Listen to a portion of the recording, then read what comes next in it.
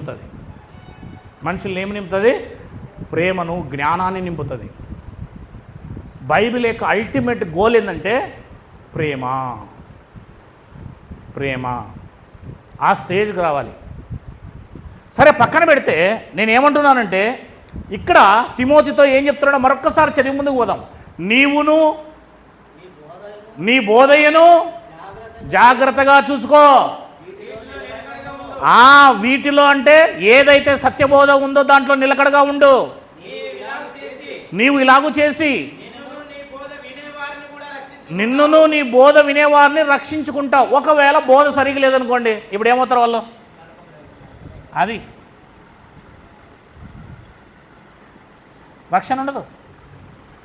అంతగా ఎందుకు చెప్పాడండి అక్కడ? నిన్నును నీ బోధను జాగ్రత్త, అప్పుడే రక్షించుకుంటావు అని చెప్తుంది బైబిల్. ఎవరు చూస్తున్నారు ఈరోజు? నేను చేసే బోధ వాక్యానుసారమేనని ఏ పాస్టర్ గారు చెప్తున్నారు? మా పాస్టర్ గారు సత్యబోధ చేస్తున్నారని ఏ విశ్వాస చెప్పగలుగుతున్నాడు బైబిల్ పరిశోధించి? కనుక పౌలు శీలలు చెప్పినప్పుడు వీళ్ళు చెప్పినవి సత్యమని విశ్వసించారు. ఈరోజు మీరు కూడా వింటున్నవి ఎక్కడైనా, మీరు ఎక్కడికి పోయినా సరే, అక్కడ మీరు వింటున్నది వాక్య ప్రకారంగా ఉందా లేదా అని మీరు డిసైడ్ అయ్యారా? పరిశీలన చేస్తున్నారా? లేకపోతే మీరు ఎంత దూరం పోయినా, అమెరికాకు పోయినా లాభం లేదు. మీరు రోజుకు కూటానికి పోయినా, మీరు రోజు కూడా వాక్యం విన్నా ఏ లాభమూ లేదు. ఈ చెవుతో వినేసి ఈ చెవుతో వదిలేయాల్సి వస్తుంది. అక్కడ సత్యబోధ ఉందా లేదా? సత్యబోధ ఉందా లేదా? ఎడారిలో పరిగెత్తుతుంటే మనం అంతా ఎట్లా పరిగెడుతుంది? నీళ్ళే దొరకదు అక్కడ. ఎండమావులు వల్లే నీళ్ళు కనబడుతుంటాయి అంతే. వాటికి పోతే అవి నీళ్ళు కాదు, ఎండమావులు. కనుక సత్యం ఎక్కడైతే ఉందో అక్కడ మనము నమ్మి స్థిరంగా నిలబడితేనే మనకు రక్షణ. సత్యం లేని చోట మనం నిలబడకూడదు. అవన్నీ బైబిల్లోనే ఉన్నాయి. నేను అన్నీ ఒక్కొక్కటి క్రమంగా చూపుకుంటూ వస్తాను. ఇంకా ముందుకు పోదాం. ఎఫెసీలకు రాసిన పత్రిక 1వ అధ్యాయము, ఎఫెసీలకు రాసిన పత్రిక 1వ అధ్యాయము 13వ వచనం చదవండి. అదిగో, మీరును సత్యవాక్యమును అనగా మీ రక్షణ సువార్తను విని క్రీస్తునందు విశ్వాసముంచి వాగ్దానము చేయబడిన, అదిగో సత్యవాక్యము. ఎప్పుడైతే నువ్వు వింటావో అప్పుడు విశ్వాసం ఉంచుతావు, అప్పుడు నువ్వు రక్షణ పొందుకుంటావు, అప్పుడు నీకు దేవుని ఆత్మ వస్తుంది అని రాయబడింది చూడండి బైబిల్లో. సత్యవాక్యం వినాలి. వినేది ఏది వినాలమ్మా? సత్యవాక్యాన్ని వినాలి మనం. అప్పుడే మనము రక్షణ పొందుకుంటాం, అప్పుడే మనం పరిశుద్ధాత్మను పొందుకుంటాం అని రాయబడింది చూడండి. ఇంకొంచెం ముందుకు పోదాం. అపోస్తలుల కార్యములు 13వ అధ్యాయం 26వ వచనం చదవండి. అపోస్తలుల కార్యములు 13వ అధ్యాయం 26వ వచనం. సహోదరులారా, అబ్రహాము వంశస్థులారా, దేవునికి భయపడేవారులారా, ఈ రక్షణ వాక్యము, అదిగో రక్షణ వాక్యము. వాక్యమే మనిషిని రక్షిస్తుంది, వాక్యమే నిత్య జీవాన్ని ఇస్తుంది. ఆ సత్యవాక్యమే మనకు పరిశుద్ధాత్మనిస్తుంది. అంటే వాక్యమే మనకు మూలం. అంటే సత్యబోధ, సత్యవాక్యం ఎక్కడ ఉందో అక్కడే రక్షణ, అక్కడే మనకు ఆత్మ, అక్కడే మనకు జీవం.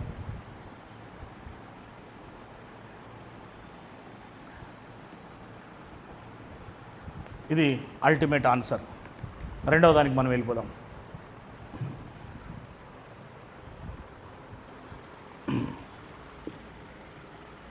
రెండవది, వాక్యభావమును నేర్పేవాళ్ళు ఉండాలి. వాక్యభావమును నేర్పువారు ఉండాలి. నెంబర్ 2, అపోస్తలుల కార్యములు 8వ అధ్యాయం.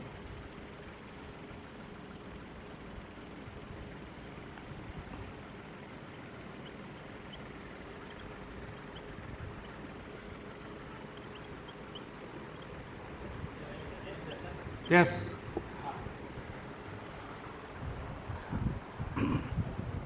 8వ అధ్యాయం 30 నుంచి చదువుదామండి. 8వ అధ్యాయం 30వ వచనం నుంచి. ఫిలిప్పు దగ్గరకు పరిగెత్తుకొని పోయి అతడు ప్రవక్త అయిన యెషయా గ్రంథము చదువుచుండగా విని, నీవు చదువుచున్నది గ్రహించుచున్నావా అని అడగగా అని రాయించండి. తెలుసు కదండి ఈ స్టోరీ మీ అందరికీ. చదువుతున్న వ్యక్తి ఎవరు? నపుంసకుడు. ఆ నపుంసకుడు ఒక ఆర్థిక శాఖ మంత్రి కూడా. మీకు తెలుసా, ఒక వ్యక్తి బైబిల్ పాస్టర్ గారు, అతను ఇప్పుడు భూమి మీద లేరు, చనిపోయారు. 1000 సార్లు చదివారు ఆయన. బైబిల్ ఎన్నిసార్లు చదివారు? కానీ ఆయనకు సత్యబోధ తెలియదు. తెలుసా మీకు? నాకు తెలుసు ఆయన ఎవరో, అందుకే చెప్తున్నా. చనిపోయారు కాబట్టి పేరు అవసరం లేదు, వెళ్ళిపోయారు. ఎన్నిసార్లు చదివారు? ఆయన ఒక్కరోజు ఎట్లా చేస్తారో తెలుసా? ఆయన బైబిల్ చదివిన విధానం ఎట్లా తెలుసా? ఆయన ఇంట్లోకి వెళ్ళిపోయినాడు అంటే అన్నం తినడు, నీళ్లు తాగుడు. సోమవారం లోపలికి పోతే ఆదివారం పొద్దున బయటకు వస్తాడు.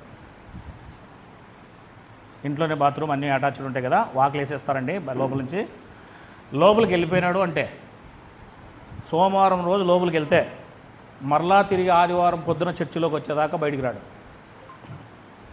అతను బయట ఎక్కువ తిరగడు. ఆ రకంగా ఆయన బైబిల్ని 1000 సార్లు చదివాడు. 1016 సార్లు చదవాలన్నది ఆయన యొక్క ఉద్దేశం అంట. కానీ చనిపోయారు అప్పుడు. తర్వాత 1000 చదివేపటికి చనిపోయాడు. కానీ ఆయనకి ఏం తెలియదు తెలుసా? వాక్యబోధ, సత్యబోధ తెలియదు. అంటే చదివినంత మాత్రాన భావం అర్థమో, చదివితే భావం అర్థం కాదు, భావం కూడా తెలియాలి. ఏం తెలియాలి? చదివి. ఇప్పుడు ఆర్థిక శాఖ మంత్రి అండి ఎవరైనా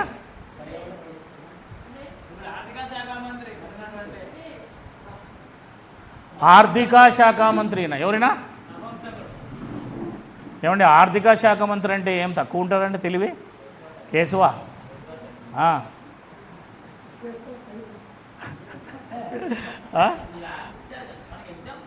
ఉదాహరణ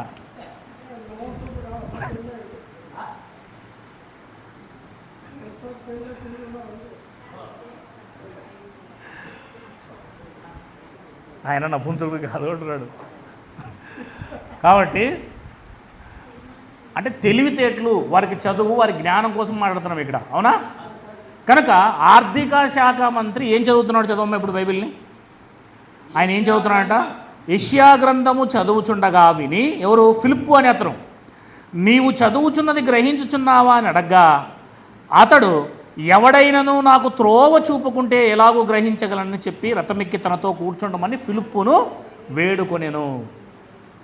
ఈ రోజుల్లో చర్చిలో ఏ విశ్వాస అయినా పాస్టర్ గారి దగ్గరకు వచ్చి మాకు వాక్యం నేర్పించండి, మాకు ఇది అర్థం కాలేదు అయ్యా అని వేడుకునే వాళ్ళు ఉన్నారా? ఎప్పుడు ఇడిచిపెడతావో నువ్వు సాలరా నాయనా పోతానేనని రెడీగా ఉంటారు, అవునా? మాకు బైబిల్ అర్థం కాలేదు, మాకు బైబిల్ నేర్పించండి, మాకు ఇది అర్థం కాలేదని వేడుకునే వాళ్ళు ఉన్నారు. కానీ ఈయన ఏం చేస్తున్నాడు? ఆర్థిక శాఖ మంత్రి ఏం చేస్తున్నాడు చెప్పండి? వేడుకుంటున్నాడు. నాకు అర్థం కాలేదు, నేను చదివేది అంటే అంత చదువుగలవానికి ఏం కాలేదు. అది నాకు త్రోవ చూపేవారు కావాలి, దీని భావం ఏందో చెప్పేవాళ్ళు కావాలి. అంటే మనకు బైబిల్ చదివినంత మాత్రాన మనకు బైబిల్ అర్థము కాదు అనేది ఇక్కడ అర్థమైపోతుంది. అవును, అర్థమా?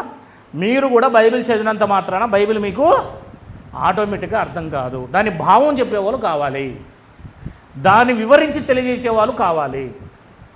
ఇంకా అప్పుడు అతడు లేఖన ముందు చదువుతున్న భాగం ఏదనగా, ఆయన గొర్రెవలే వదకు తేబడిన బొచ్చు కత్తిరించు అనేదట. గొర్రెపిల్ల ఎలాగ మౌనంగా ఉండను అలాగే ఆయన నోరు తెరవకుండాను. ఆయన దీనత్వమును బట్టి ఆయనకు న్యాయవిమర్శ దొరకకపోయినా ఆయన సంతానం ఎవరు ఉంటారు? ఆయన జీవం భూమి మీద లేకుండా తీసివేయబడి ఉన్నది. అప్పుడు నపుంసకుడు ప్రవక్త ఎవని గూర్చి ఎలాగో చెప్పుచున్నాడు? తన్ను గూర్చియా వేరొకను గూర్చియా? దయచేసి నాకు తెలుపమని ఫిలిప్పును అడిగాను.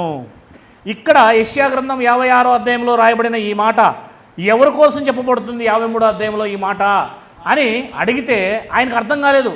కానీ ఫిలిప్పు గారికి తెలుసు కనుక ఆ లేఖనమును అనుసరించి ఏం చేశాడంట? యేసును గురించి సువార్త ప్రకటించాను. అంటే అక్కడ రాయబడిన ఆ మాట యేసుక్రీస్తు కోసం అని చెప్పాడండి. కానీ ఫిలిప్పుకి యేసుక్రీస్తు వచ్చాడని సిలువ వేయబడ్డానన్న విషయం అప్పటికీ తెలియదు. మీకు ఆ విషయం అర్థమవుతుందమ్మా? ఇప్పుడు ఆ లేఖనమును కరెక్ట్గా బోధించేవాళ్ళు అంటే ఇక్కడ లేఖనాన్ని కరెక్ట్గా భావం చెప్పాడా లేదా చెప్పండి మీరు. 2:1-2, 2:4 కరెక్ట్ చేశాడా? 2:6 చేశాడా? అంటే కరెక్ట్గా అక్కడ ఉన్నది ఎవరి కోసమో కరెక్ట్గా తెలియజేశాడు. అలాగా బైబిల్లో ఏదైనా వాక్యం రాయబడితే దాన్ని కరెక్ట్గా వ్యాఖ్యానం చేయటమే సత్యబోధ.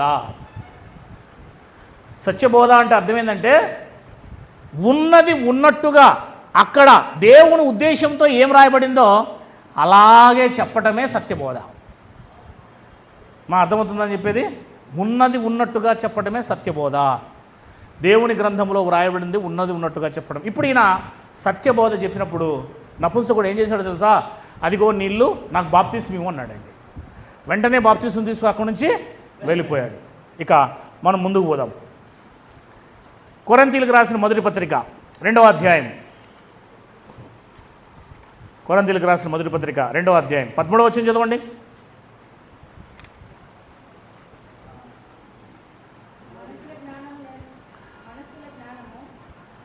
మనుషుల జ్ఞానము నేర్పు మాటలతో కాక ఆత్మ సంబంధమైన సంగతులతో సరిచొచ్చుచు ఆత్మ నేర్పు మాటలతో వీటిని గూర్చి ఇక రాయించండి. అంటే బోధకుడు ఆత్మ సంబంధి అయి ఉండాలి. బోధకుడు ఏమై ఉండాలి? ఆత్మ సంబంధి అయి ఉండాలి. అంటే బోధకుడు బోధ చేసేటప్పుడు వాక్యం చదివేటప్పుడు ఆ వాక్యములో ఆత్మ సంబంధంగా చూసే శక్తి ఉండాలి అతనికి. ఆత్మీయ నేత్రాలు ఉండాలి అతనికి.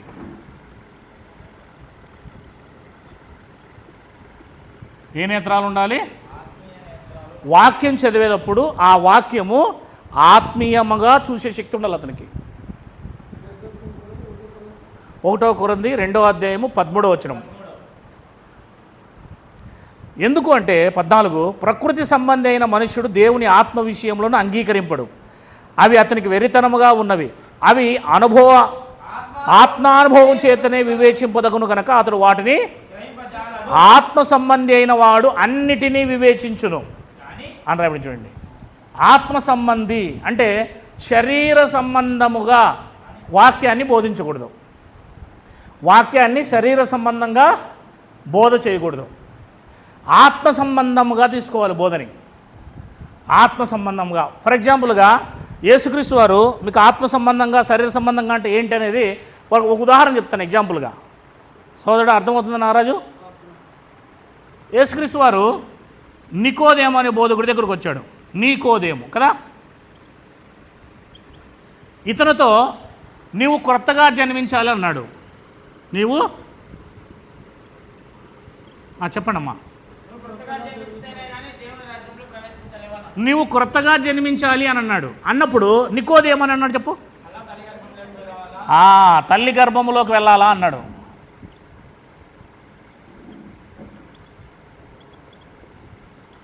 అన్నాడా లేదా?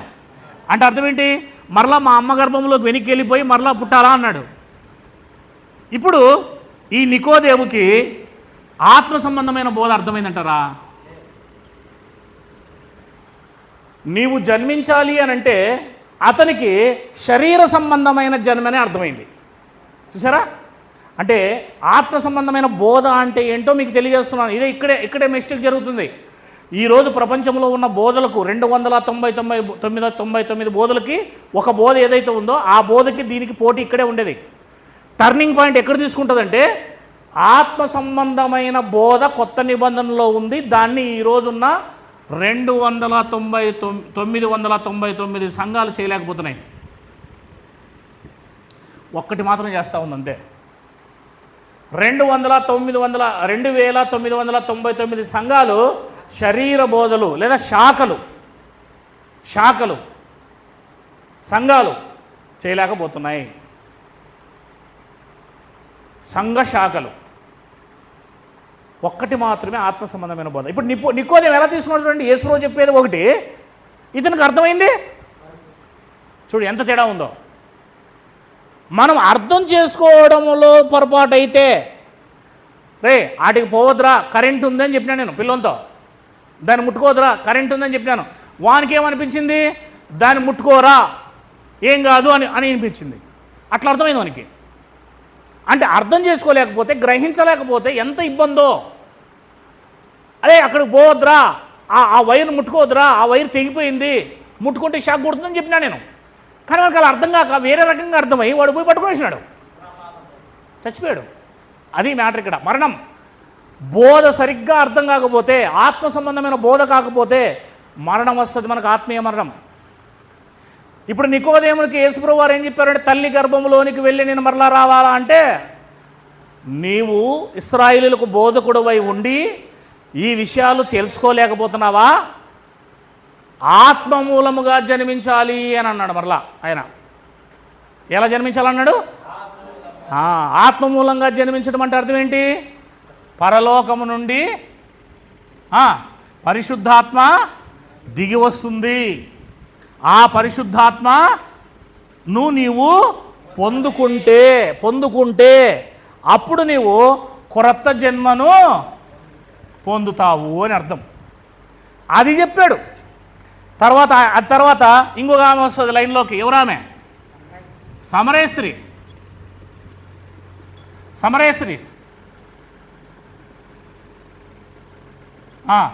ఈ సమరయ స్త్రీతో ఏమన్నాడు, అమ్మా నీళ్ళు ఇమ్మన్నాడు.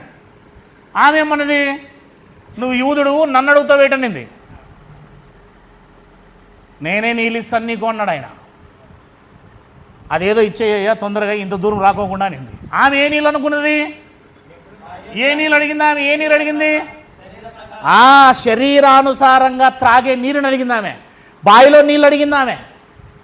కుండెత్తుకొని ఊరు బయటికి 3 కిలోమీటర్లు నేను రాలేను, మా ఇంటికాడే నీళ్ళు ఊట ఇస్తూ ఉంటుంది కదా, ఊట మా ఇంటి దగ్గరే పుట్టిస్తూ ఉంటుంది కదా ఊట, ఆ ఊట ఏదో మా ఇంటి దగ్గరే పుట్టించేయి, ఇంట్లో నుంచి బయటకు వచ్చి ఇట్లా ఊట్లో తీసుకుంటాను తాగుతాను అట్లా అనుకుంటుంది ఆమె. ఆయన అదనలేదు. ఆయన నన్ను నమ్మితే పరిశుద్ధాత్మ వస్తుంది, ఆ పరిశుద్ధాత్మను పొందుకుంటావు, అదే నీరు అని ఆయన అన్నాడు. ఇది ఆత్మ సంబంధమైన బోధ. నీరు అంటే నీరు కాదు. అదే హెజ్కేలు గ్రంథములో శుద్ధ జలము మీ మీద చల్లబడును అని హెజ్కేలు గ్రంథంలో ఉంటే, శుద్ధ జలము అంటే నిజంగా శుద్ధ జలం అనుకొని జలాన్ని తీసుకొస్తున్నారు అందరూ. కాదు, పరిశుద్ధాత్మ మీ మీదికి కుమ్మరించబడును అనే మాటే శుద్ధ జలము అని అన్నాడు. నూనెతో అభిషేకం చేయడం అని పాత నిబంధనలో చెప్పాడు. నూనెతో అభిషేకం చేయడం అంటే అర్థం ఏంటంటే, మీరు పరిశుద్ధాత్మ చేత అభిషేకం పొందుతారు. నూనె అంటే పరిశుద్ధాత్మకు సాదృశ్యము. దీన్నే ఆత్మ సంబంధమైన బోధ అని అంటారు. ఆత్మ సంబంధమైన బోధ అంటే అక్కడున్న విషయాన్ని నీవు ఆయన చెప్పిన విషయంలోనికి వెళ్ళి చూడాలి. ఆయన ఏ వేలో చెప్పాడో, ఏ విధానంలో చెప్పాడో అది చూడాలి నువ్వు వెళ్ళి. నీరు అనగానే నీరు, తల్లి గర్భం అనగానే తల్లి గర్భము, అవునా లేదా? నువ్వు ఆ వేలో చూసావు అంటే దెబ్బతింటావు. అలా చూడలేకపోవడం అంటే ఆ కన్నుతో, ఆ నేత్రాలతో చూడడమే ఆత్మ సంబంధమైన బోధ. ఆత్మ సంబంధమైన బోధ బోధించే సేవకుడు నీకు కావాలి. ఇప్పుడు ఎలాంటి సేవకుడు కావాలి? వాక్య భావమును నేర్పేవారు ఉండాలి. అంటే వాక్యం అక్కడ ఉన్నది ఉన్నట్టుగా నపుంసకుడికి ఫిలిప్పు గారు చెప్పారు. ఉన్నది ఉన్నట్టుగా చెప్పాడు, వేరేదే చెప్పలేదు. అంటే దేవుని ఉద్దేశములో యెషయా గ్రంథం 53వ అధ్యాయం 6వ వచనం ఏదైతే ఉందో దేవుని ఉద్దేశంలో అది యేసుక్రీస్తు కోసమే, ఇంకెవరి కోసం కూడా అది పనిచేయదు. అక్కడ ఏది పెట్టినా అక్కడ బుల్లెట్ లోపల దూరదు, అమర్చబడదు. ఇంకా ఆ ప్లేస్లో నువ్వు ఏది పెట్టినా అమర్చబడదు. ఏమండి, ఈ డోరు ఎట్లాంటి వాళ్ళకి మనం సెట్ చేసినాము? 6 అడుగుల మనిషికి 3 అడుగులు ఎడల్పు ఉండే మనిషి కూడా దూరుతాడు. ఏనుగును లోపల రమ్మంటే వస్తుంది? ఏనుగు లోపలికి వస్తుందా డోర్లోంచి? ఏమండి, వస్తుందా? అలాగే దానికి ఏ దానికైతే మనం సెట్ చేసినామో అది మాత్రమే లోపలికి వస్తుంది. అట్లనే యెషయా గ్రంథం 53వ అధ్యాయం 6వ వచనంలో ఉన్న విషయము అది యేసుక్రీస్తు కోసమే రాయబడింది కనుక ఆ వాక్యాన్ని ఫిలిప్పు గారు ఉన్నది ఉన్నట్టుగా బోధించటమే సత్యబోధ. అక్కడ వేరేది చెప్పాడనుకో అదే అసత్యబోధ. అర్థమైంది కదా మీకు? దేవుని యొక్క ఉద్దేశం ఏదైతే ఉందో అక్కడ అలాగే బోధించటాన్నే సత్యబోధ అంటారు. ఇక్కడ ఏంది, నికోదేము గారు నీవు కొత్త జన్మ ఎత్తాలి అంటే ఏమన్నాడు ఆయన? నేను మళ్ళా తల్లి గర్భంలోకి వెళ్ళి మరలా పుట్టాలా అనుకున్నాడు. అంటే ఇది శరీర సంబంధమైన బోధ. కానీ యేసుప్రభువు చెప్పింది ఆత్మ సంబంధంగా ఇట్లా. ఇలా మీరు యోహాను సువార్త అంతా చూసుకుండొచ్చు. యోహాను సువార్తలో ప్రతిదీ కూడా ఇలాగే ఉంటుంది. రైట్, దీన్ని పక్కన పెడితే నీకు ఆత్మ సంబంధమైన బోధ చేసే బోధకుడు దొరకాలి. ఇప్పుడు ఎవరు దొరకాలి? వాక్యాన్ని ఉన్నది ఉన్నట్టుగా బోధించేవాడు దొరకాలి, ఆత్మ సంబంధంగా బోధ చేసేవాడు ఉండాలి. అర్థమైందమ్మా? రైట్, ఇక రెండవ దానికి మనం వెళ్ళిపోదాం, చదువుకుందాం.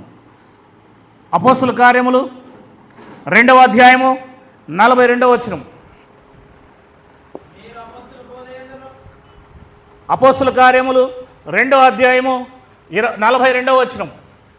మీరు అపోస్తుల బోధ యందును సహవాసమందును రొట్టె విరుచుట యందును ప్రార్థన చేయుట యందును. ఇప్పుడు చూడండి అమ్మా, అపోస్తుల బోధ ఉండాలంట. అపోస్తులు చేసిన బోధ ఆ సంఘంలో ఉండాలి. 3 విషయాలు మనం చూసుకున్నాం. ఏం చూసుకున్నాము?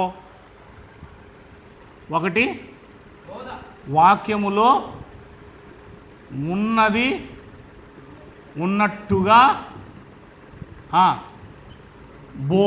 బోధించుట. నంబర్ 1. నంబర్ 2, ఆత్మ సంబంధిగా బోధించాలి. ఆత్మ సంబంధిగా బోధించాలి. నంబర్ 3, అపోస్తల బోధ ఉండాలి. అపోస్తల బోధ అంటే బైబిల్లో అపోస్తులు ఏం బోధించారో, వాళ్ళు ఏ తలంపుతో బోధించారో, ఏ ఆలోచనతో బోధించారో, వారిని ప్రేరేపించిన పరిశుద్ధాత్మ ఏం బోధించిందో అదే బోధ చేయాలి మనం. ఇప్పుడు మరొక బోధ చేయకూడదు. ఈ 3 చాలా ఇంపార్టెంట్. 1 ఏంటి చెప్పండి? వాక్యములో ఉన్నది ఉన్నట్టుగా బోధించాలి. 2, ఆత్మ సంబంధిగా బోధించాలి. అపోస్తుల బోధను బోధించాలి. ఈ 3 ఖచ్చితంగా చేయాలి. యెషయా గ్రంథం 55వ అధ్యాయం. యెషయా గ్రంథం 55వ అధ్యాయం 6వ వచనం చదవండి.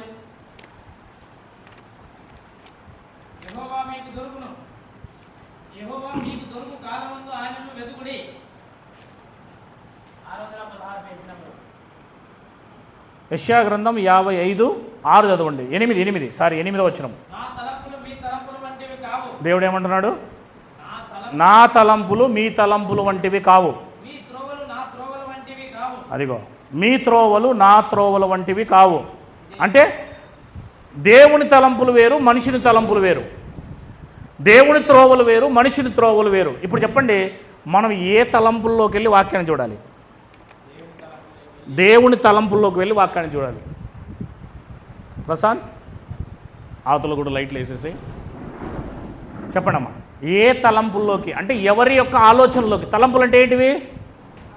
ఆలోచనలు. ఇక్కడ ఉంటాయి. అది ఆఫ్ చేసే, అది ప్రొజెక్టర్ వేసినావు, అది కూడా ఇక్కడ ఉంటాయి చూడు లాస్ట్లో లైట్లో. ఎవరి తలంపుల్లోకి మనం వెళ్ళాలి? ఎవరి ఉద్దేశాల్లోకి మనం వెళ్ళాలి? దేవుని తలంపుల్లోకి వెళ్ళి బైబిల్ చూడాలి.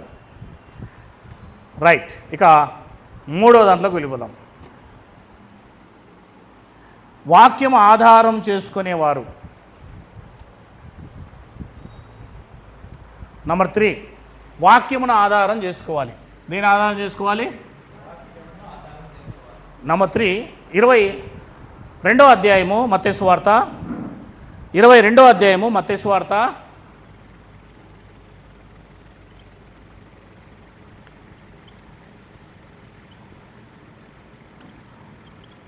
29వ వచనం.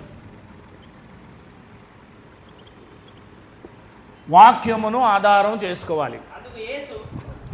22వ అధ్యాయము మత్తయి సువార్త 29వ వచనం. అందుకు యేసు లేఖనములు గాని దేవుని శక్తిని గాని ఎరుగక, అదే లేఖనాలను ఎరగకపోతే మనం పొరపాటులో పడిపోతాం. అమ్మా ఆ మాట చదువుతున్నారా మీరు? లేఖనములు కానీ దేవుని శక్తిని కానీ ఎరుగక మీరు పొరబడుతున్నారు.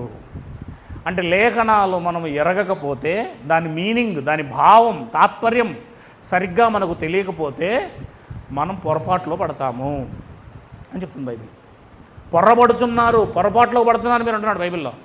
కనుక మనం ఎట్టి పరిస్థితుల్లో వాక్యముని ఆధారం చేసుకోవాలి. పొరపాటుగా మనం బోధించకూడదు, పొరపాటుగా మనం అర్థం చేసుకోకూడదు. ఇర్మియా గ్రంథం 8వ అధ్యాయం 9వ వచనం. ఇర్మియా గ్రంథం 8వ అధ్యాయం 9వ వచనం. జ్ఞానులు అవమానమునొందిన వారైరి, వారు విస్మయముంది చిక్కునబడి ఉన్నారు.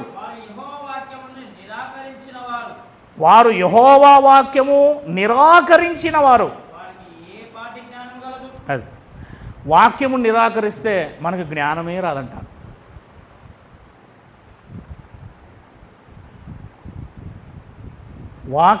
వాక్యమే నాకు వద్దు, నేను వాక్యం చదువును, నేను వాక్యం వినను, నాకు వాక్యంతో ఏం సంబంధం లేదు, నేను ఉపవాసాలు చేసుకుంటా, నేనేదో చర్చికి వచ్చిపోతా, నేనేదో ప్రార్థన చేసుకుంటా అనుకుంటే నీకు జ్ఞానం దొరకదు. వాక్యమే జ్ఞానాన్ని నేర్పిస్తుంది. వాక్యంలోనే జ్ఞానం ఉంది. అందుకే దేవుడు ఏమంటున్నాడు ఇక్కడ? జ్ఞానులు అవమానపరచబడుచున్న వారై వారు విస్మయముంది చిక్కబడి ఉన్నారు. వారు యెహోవా వాక్యమును నిరాకరించిన వారు, వారికి ఏపాటి జ్ఞానము కలదు, జ్ఞానం దొరకదు అని చెప్తున్నాడు. చివరిగా హోషియా గ్రంథం, దానియేలు తర్వాతమ్మా హోషియా గ్రంథం 4వ అధ్యాయము, హోషియా గ్రంథం 4వ అధ్యాయము 6వ వచనం. చెప్పకూడదు, పెట్టి చెప్పినావా? 746 హోషియా గ్రంథము 4వ అధ్యాయము 6వ వచనం.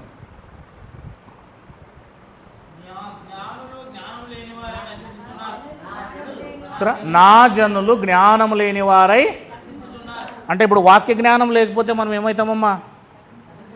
అది చెప్పండి. మనకు వాక్యం వద్దు అనుకుంటే నశించిపోతాం, సత్యం వద్దు అనుకుంటే మనం నశించిపోతాం. నా జనులు జ్ఞానము లేని వారై నశించుచున్నారు.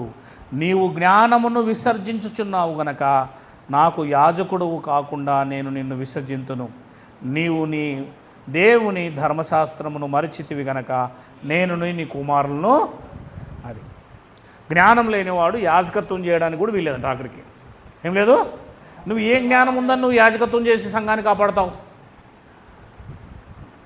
నీ దగ్గర వాక్య జ్ఞానం ఏముందని నువ్వు సంఘాన్ని కాపాడుతావు? కనుక వాక్య జ్ఞానం నువ్వు కలిగి ఉండాలి, దేవుని జ్ఞానం నువ్వు కలిగి ఉండాలి. జ్ఞానం లేకపోతే నశించిపోతారు అనే మాట ఇక్కడ చెప్పబడుతుంది.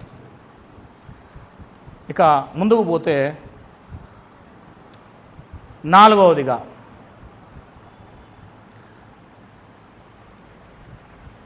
వాక్యము లేకపోతే పొరపాట్లో పడతారు, లేకపోతే తప్పిపోతారు. 13వ అధ్యాయము 27వ వచనం అపొస్తలుల కార్యములు.